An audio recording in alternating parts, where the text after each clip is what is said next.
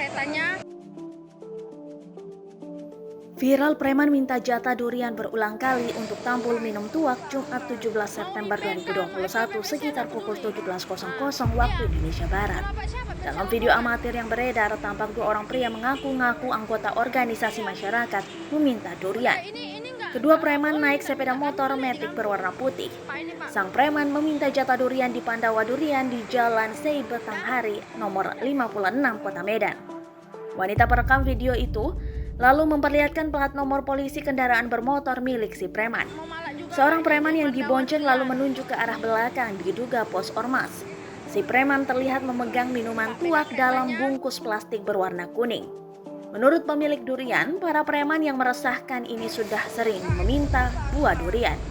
Dijelaskan pemilik lapak durian bahwa sore kawanan mereka sudah datang dan diusir.